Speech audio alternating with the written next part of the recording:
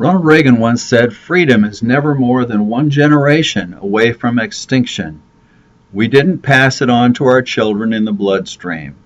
It must be fought for, protected, and handed on for them to do the same, or one day we will spend our sunset years telling our children and our children's children what it was once like in the United States when men were free.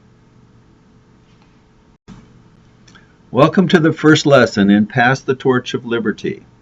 Our goal in this course is to help you understand the foundations of American liberty, to repair and rebuild those foundations, and to pass this understanding to your children as Reagan describes.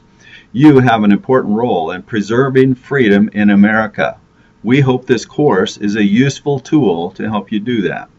This course is for Americans of every race and ethnicity, every religion and no religion, for people of every political party and no political alignment, for young and old. In America, we seem to have forgotten the motto on our coins, E pluribus unum, out of many, one. In this course, we want to discover how to become one out of many. There are 8 lessons. Each lesson includes a video, discussion questions, and resources for additional study. This course is designed to facilitate civil discussion among people with very different beliefs in small groups.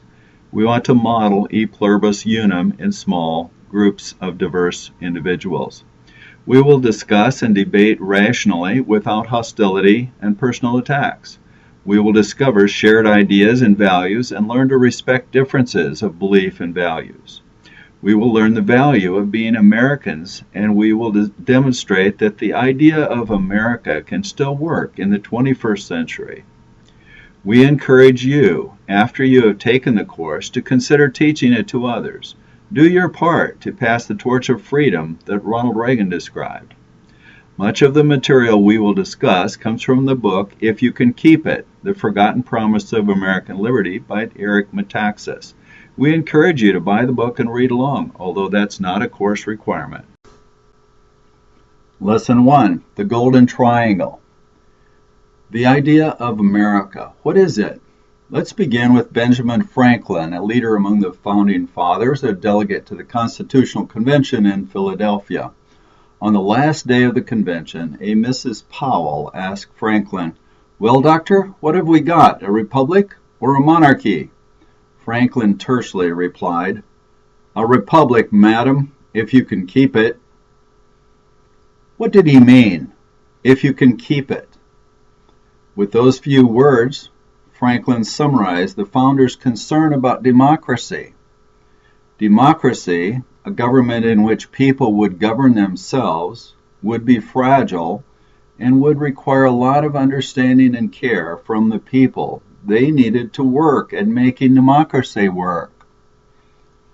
What is the American idea? For the first time in 1776, a nation was formed in a way unlike any other. For the first time, a nation was created that was not merely a group of ethnically or tribally similar people, nor was it a nation of disparate groups held together by a conqueror or emperor. It was, in Lincoln's famous words, conceived in liberty and dedicated to the proposition that all men are created equal, government of the people, by the people, and for the people. Government based not on raw power, but on an idea. Franklin and his companions had studied history and political theory. They were keenly aware that every previous attempt at democratic government had failed miserably. They understood human nature as both glorious and broken, as created in God's image, but fallen. So how could humans be trusted to govern themselves? Eric Metaxas says they answered this question in 2 ways. 1, they created a structure of government with limited and distributed powers, a structure in which the human desire for power actually worked against itself. And 2, they trusted citizens to be virtuous, to govern themselves, to know and to do the right thing. The Golden Triangle of Freedom. Liberty cannot be established without morality, nor without faith. Alexis de Tocqueville. Os Guinness, in his book A Free People's Suicide, describes three cornerstones of the American idea, like three legs of a stool. The Golden Triangle simply states that freedom requires virtue, virtue requires religion, and religion requires freedom. The three go round and round, supporting one another like three legs of a stool, and if any leg is removed, the stool collapses. Let's examine each idea briefly. Freedom, as the founders described it, was ordered liberty, freedom within the bounds of morality. Freedom requires virtue. The founders saw it as a direct correlation. The more virtue, the more freedom. More corruption results in less freedom, until the point where a dictator must take control. Virtue requires religion. All the founders, Christians, Jews, deists, they all saw virtue as grounded in religion. In fact, they believed that religion was essential if the American experiment in democracy was to succeed. Religion requires freedom. Religion flourishes in America because there is freedom to choose and vigorous competition among religions. Today we will examine the first leg of the triangle, and in the next two lessons we will explore the second and third. Freedom requires virtue. Ben Franklin understood the need for virtue, and he wrote about it often, for example in Poor Richard's Almanac. He wrote, "Only a virtuous people are capable of freedom. As nations become corrupt and vicious, they have more need of masters." What is virtue? What did the term mean to the American founders? In his book, We Still Hold These Truths, Matthew Spaulding summarizes their understanding of virtue. 1. Self-reliance. A primary responsibility of each citizen is to take the responsibility for the well-being of one's life, one's family, and one's neighborhood.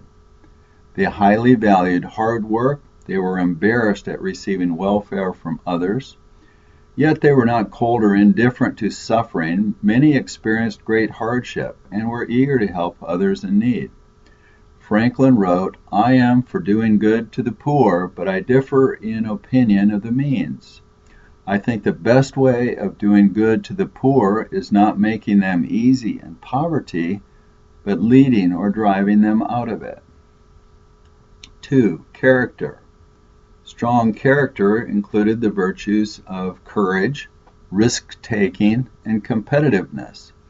They valued the entrepreneurial spirit, the discipline and skill in work and craft, practical wisdom, keeping one's word in contracts and agreements, and hope for a better future.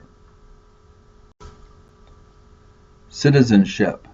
They knew that a free people must maintain and practice the rights and responsibilities of citizenship, to know and value their own rights, to protect their rights, to distinguish between oppression and lawful authority, to cherish the spirit of liberty, and to avoid licentiousness, and to respect the law. 4. Self-restraint. A self-governing people must possess great self-restraint and a strong sense of personal and public moderation. They must control their own passions, not only to rule themselves, but also to respect the rights of others. They must respect not only the rule of law, but the democratic process, rather than be tempted to pursue or follow the arbitrary rules of men. John Adams wrote, "The only foundation of a free constitution is pure virtue. The American people must be self-governing, that is, they must be motivated by something beyond the law." James Madison wrote that if there is not sufficient virtue among men for self-government, that nothing less than the chains of despotism can restrain them from destroying and devouring one another. An anonymous writer summarized Alexis de Tocqueville's extraordinary visit to America with the words, Not until I went into the churches of America and heard her pulpits aflame with righteousness did I understand the secret of her genius and power. America is great because she is good, and if America ever ceases to be good, she will cease to be great. The secret to American freedom is American virtue. That did not mean that Americans were inherently good or better than Englishmen or Frenchmen or Asians or Africans. The difference was in their behavior. Tocqueville wrote, I considered Moors are habits of the heart, I considered Moors to be one of the great general causes responsible for the maintenance of a democratic republic. He continued, liberty cannot be maintained without morality. Martin Luther King, in his famous I Have a Dream speech, said that the Constitution and the Declaration of Independence constitute a promissory note to which every American was to fall heir. The promise was not fulfilled instantly. It was not fulfilled in King's day, and it has not been fulfilled in our day. We live with constant reminders that America is not perfect, that there still exists much prejudice and hatred and bigotry and injustice. Metaxas writes, each of us who call ourselves American has a great duty to keep that promise, and if we don't do our duty towards keeping that promise, our nation will soon cease to exist in any real sense. That promise can be summarized in the familiar words, one nation under God with liberty and justice for all. The idea of America is the idea of ordered liberty, not of freedom to do your own thing, but freedom to do the right thing. It is freedom within the bounds of morality. In the next lesson, we will examine the second leg of the Golden Triangle and answer the question, what is the source of virtue? If freedom requires virtue, how can citizens and our leaders acquire virtue? Please refer to our website for discussion materials and additional reading on this topic.